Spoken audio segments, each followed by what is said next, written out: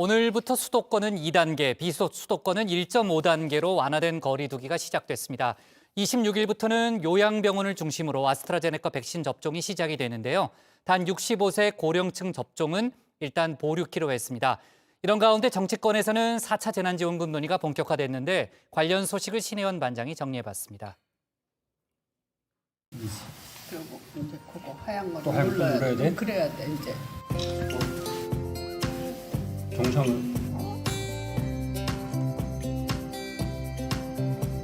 됐어. 됐죠? 끈 거 아니에요? 끈 거 같은데? 됐어. 안녕하십니까 국민 여러분. 아내와 함께 설 인사를 올립니다. 안녕하세요. 네, 문재인 대통령은 설 연휴를 청와대 관저에서 보냈습니다.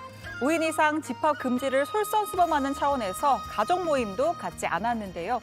대신 소셜미디어를 통해서 반가운 얼굴들의 근황을 공개했습니다. 오랜만에 찡찡이, 마루, 토리, 고미 소식을 전합니다. 대통령은 관저 앞에서 마루를 먼저 어루만져주고 고미도 쓰다듬어 주었습니다.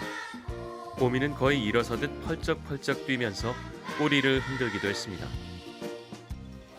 네, 오랜만에 보는 마루와 고미의 모습입니다. 이 마루는 경남 양산사저에서 키우던 풍산개, 고미는 2018년 남북 정상회담 때 김정은 위원장이 선물한 풍산개입니다.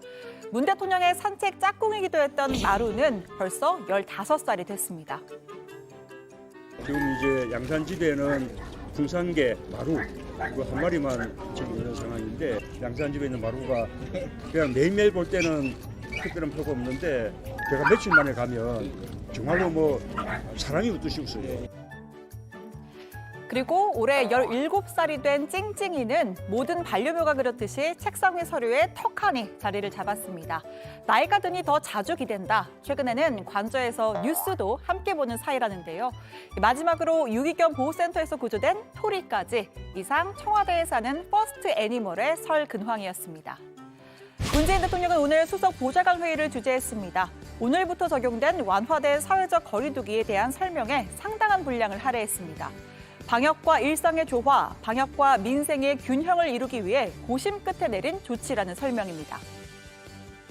정부는 2달 이상 이어진 사회적 거리두기 단계를 하향 조정했습니다. 2달 넘게 계속된 방역 강화 조치로 국민들의 피로감이 누적되었고 장시간의 영업 금지나 제한으로 소상공인 자영업자들의 생계가 벼랑 끝으로 내몰렸습니다. 우선 수도권의 경우 거리두기 단계가 2.5단계에서 2단계로 낮아졌습니다. 밤 9시만 되면 신데렐라가 됐던 수도권 시민들, 이제 밤 10시까지 식당과 카페, 노래방, 헬스장 등을 이용할 수 있습니다.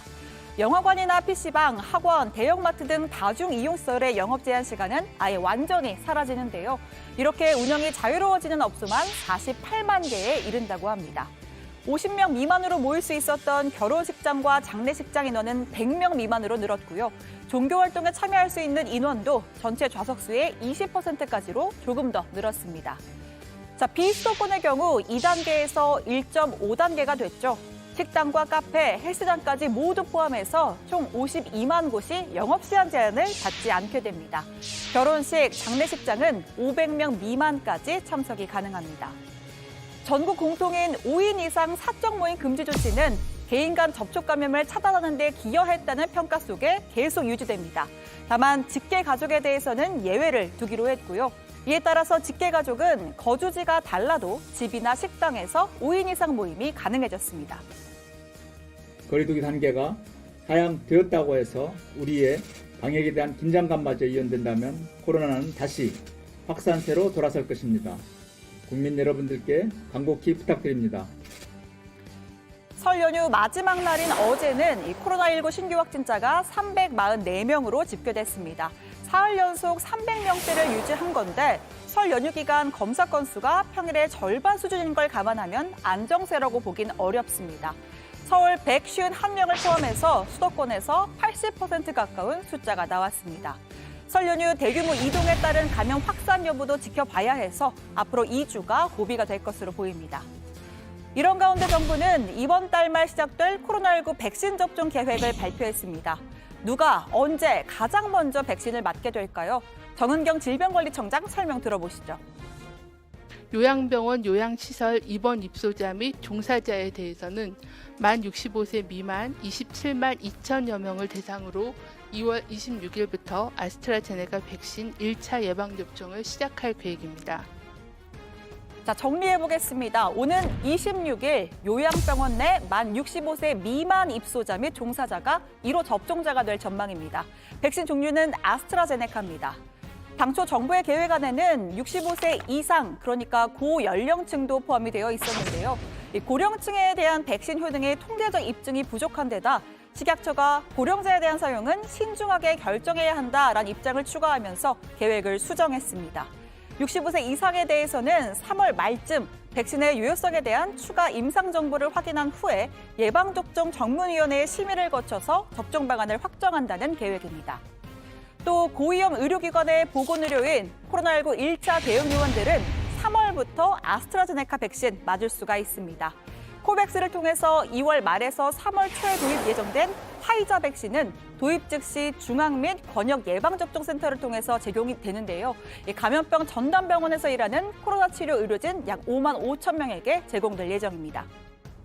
화이자 백신은 코로나19 대응 공백을 최소화하기 위해 감염병 전담 병원 등으로 백신을 배송하여 자체 접종하는 것을 원칙으로 하였으며 백신의 유통, 폐기량 최소화를 위해 접종 대상 인원이 적은 의료기관의 경우에는 중앙 및 권역별 예방접종센터에서 예방접종을 시행할 계획입니다.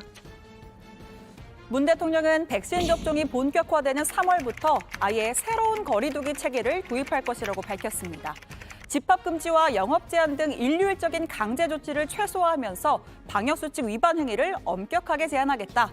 즉 자율성을 높여 생업의 길을 넓히고 대신 책임은 더욱 높이겠다는 설명입니다. 3월부터는 일률적으로 강제하는 방역에서 자율과 책임에 기반한 방역으로 전환하고자 합니다. 방역 수칙 위반 행위에 대해서는 원 스트라이크 아웃 등 보다 강화된 조치를 취함으로써 방역에 빈틈이 생기지 않도록 하겠습니다. 아울러 4차 재난지원금 지급을 위한 추경에 일자리 예산을 충분히 포함시켜달라라고도 강조했습니다. 정치권에서는 4차 재난지원금 대폭 확대를 공언한 여당, 또 보궐선거용 퍼주기라는 비판과 재원 마련책부터 밝히라 주장하는 야당이 팽팽하게 맞서고 있는데요. 자, 이 내용은 들어가서 더 자세히 전해드리겠습니다. 오늘 청와대 발제 이렇게 정리합니다.